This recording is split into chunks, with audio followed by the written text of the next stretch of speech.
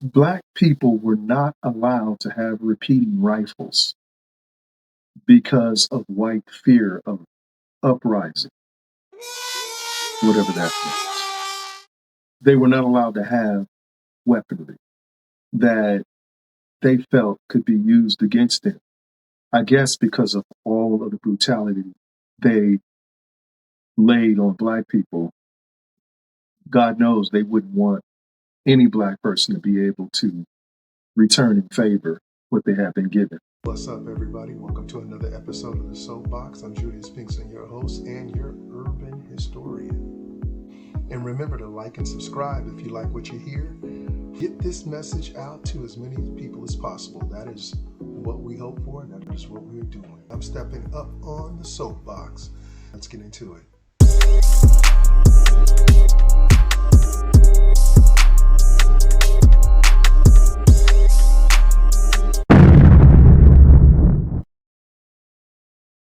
What's up, everybody? This is Judius Pinkston, your urban historian, back for another episode. And I want to share with you kind of some anecdotal things that I have in my back pocket that my grandparents shared with me, in particular my grandmother. My grandmother was an old Southern woman, and she would have what she called spells every now and again where she would share some of her life experiences. And she used this phrase that, the family found very interesting. My brother and I found very interesting. And this phrase was when she would be talking about certain things, she would say, dry as a powder horn. And I would always think to myself, powder horn. Now, I know what that is. And in case anyone out there is wondering what a powder horn is, a powder horn is a carved out bull's horn, bored out, and used to keep gunpowder dry. It was usually used by the frontiersmen way back, hundreds of years ago, by frontiersmen. And it was for a muzzle-loaded rifle. And you had to keep your powder horn dry because, of course, wet gunpowder is obviously, apparently good for no one.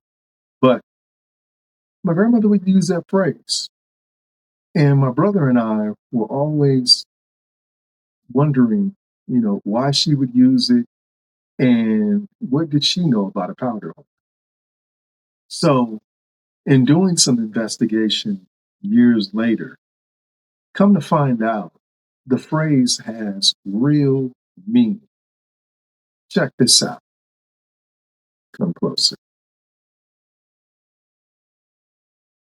During the 30s, 40s, and 50s, and during my grandmother's time, 30s and 40s for her, Black people were not allowed to have repeating rifles because of white fear of uprising, whatever that means. They were not allowed to have weaponry that they felt could be used against them.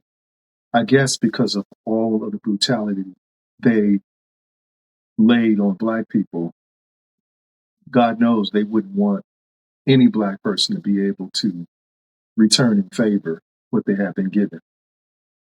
But anyhow, the muzzle-loaded rifles that Black people used, they used when they hunted. And so they would go out and hunt for their food and whatnot. You have, in the state of Mississippi, you have wild turkeys and, deer and other game. And during that time, they were given muzzle-loaded rifles that allowed them to go out and hunt. And so powder horns were necessary during those times. And I'm sure they go back a little further than that. And the repeating rifle has been around since the 1800s, and I'm pretty sure that Black people in the state of Mississippi, one of the most brutal states there is, they were not allowed to have weapons at all.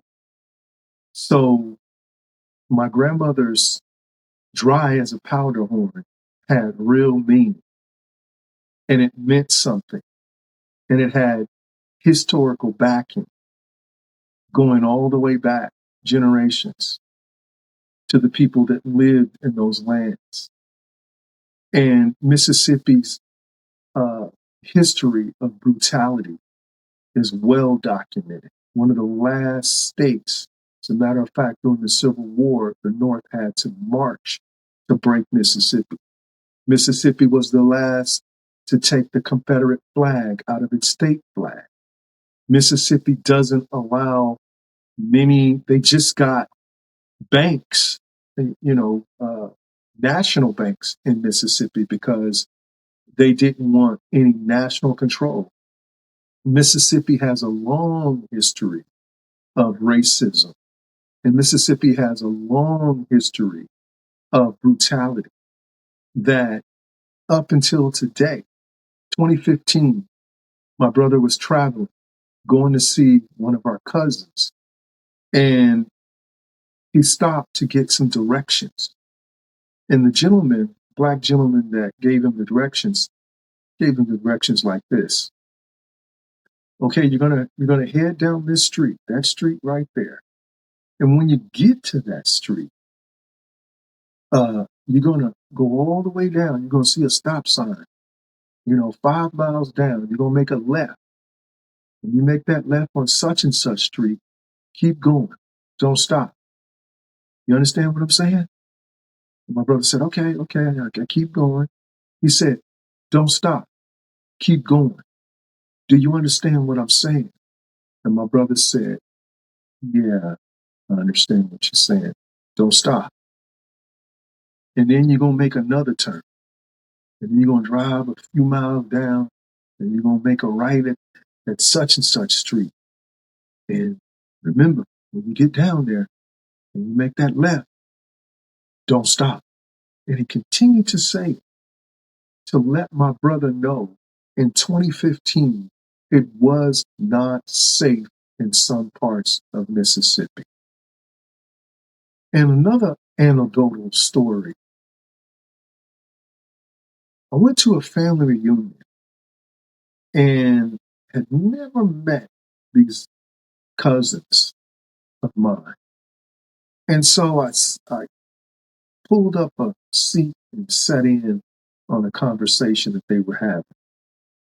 And I was the only guy who didn't know them. Even the cousins from Chicago knew them. But my brother, my mother, and I, we didn't know them.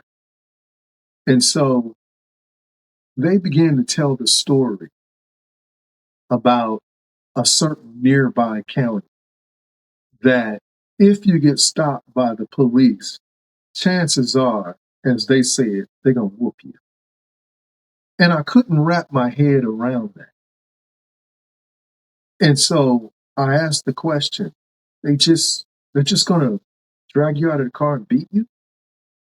And they said, oh, you don't know. Yeah. They just going to beat you. And then they talked about an officer who had been shot. And I voiced my opinion of how wrong that was. And one of them turned to me with his teeth clenched and his jaw tight and said, let them mourn for their own, showing not only the trauma of being Black in a state like Mississippi, but all of the built up wrongs that have happened through the authorities or the so-called authorities. And it just dawned on me that in so many cases, in the nation that I love, white people have no right and are incapable to sit in judgment over black people. They've showed it time and time and time again. And I say that not to be racist, because it's not about being left. It's not about being right. It's about telling it like it is, the truth, unaffiliated. And so I say that to say this, that these things still exist and we're still going through.